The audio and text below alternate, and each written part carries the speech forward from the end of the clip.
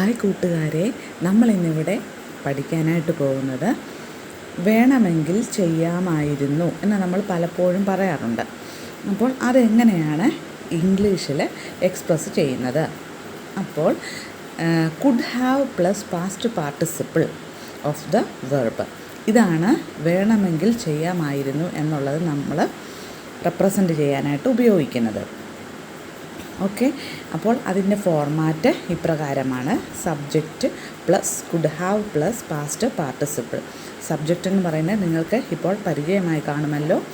I, you, we, they, he, she, it മുതലായവയാണ് subject. പിന്നെ past participle form നമ്മൾ കുറച്ച് പഠിച്ചിട്ടുണ്ട്. ഇനി ബാക്കിയും തുടർന്നുള്ള ക്ലാസ്സുകളിൽ പഠിക്കുന്നതായിരിക്കും. അപ്പോൾ അത് വെച്ചിട്ടുള്ള സെൻറ്റൻസുകൾ നമുക്കൊന്ന് നോക്കാം.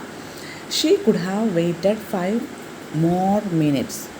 അവൾക്ക് 5 മിനിറ്റ് കൂടി കാത്തിരിക്കാമായിരുന്നു.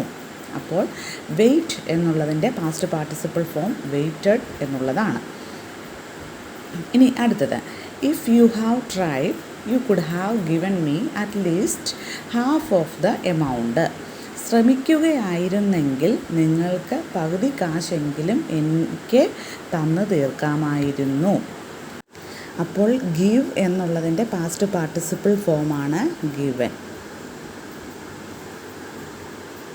അടുത്ത എക്സാമ്പിളിലോട്ട് പോകാം.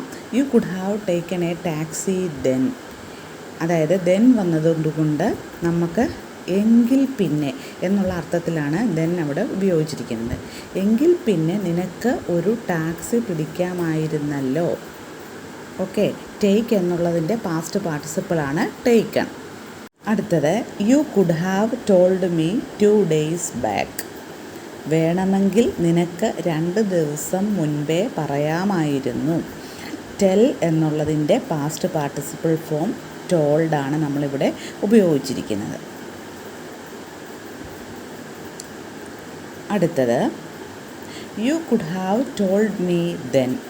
എങ്കിൽ പിന്നെ നിനക്ക് എന്നോട് പറയാമായിരുന്നല്ലോ. എങ്കിൽ പിന്നെ എന്നുള്ള അർത്ഥത്തിലാണ് ദെൻ അവിടെ യൂസ് ചെയ്തിരിക്കുന്നത്.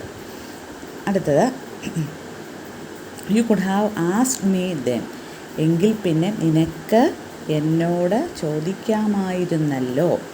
ഇവിടെ ആസ്ക് എന്നുള്ളതിൻ്റെ പാസ്റ്റ് പാർട്ടിസിപ്പിൾ ഫോം ആസ്ക്ഡ് എന്നുള്ളതാണ്. You could have at least Baat and got fresh. വേണമെങ്കിൽ നിനക്ക് ഒന്ന് കുളിച്ച് വൃത്തിയാകാമായിരുന്നു. ഓക്കെ, ബാത്ത് എന്നുള്ളതിൻ്റെ പാസ്റ്റ് പാർട്ടിസിപ്പിൾ ഫോം ബാത്ത് എന്നുള്ളതാണ്. You could have at least come at the sharp time of the wedding. വേണമെങ്കിൽ നിനക്ക് കൃത്യസമയത്ത് എങ്കിലും വരാമായിരുന്നു. ഇവിടെ കം എന്നുള്ളതിൻ്റെ പാസ്റ്റ് പാർട്ടിസിപ്പിൾ ഫോം കം എന്നുള്ളത് തന്നെയാണ് ചേർത്തിരിക്കുന്നത്. അടുത്തത്, he could have done it himself. വേണമെങ്കിൽ അവന് തന്നെ അത് ചെയ്യാമായിരുന്നു. അപ്പോൾ ഡു എന്നുള്ളതിൻ്റെ പാസ്റ്റ് പാർട്ടിസിപ്പിൾ ഫോം ഡൺ എന്നുള്ളതാണ്.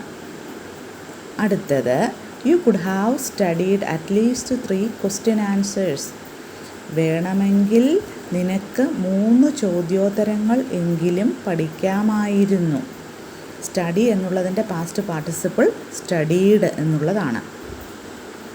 അപ്പോൾ ഈ ഒരു ടോപ്പിക്ക് എല്ലാവർക്കും ഇഷ്ടമായി കാണുമെന്ന് കരുതുന്നു. അപ്പോൾ ഇഷ്ടപ്പെടുകയാണെങ്കിൽ ഈ ചാനൽ ഒന്ന് സബ്സ്ക്രൈബ് ചെയ്തേക്കണേ.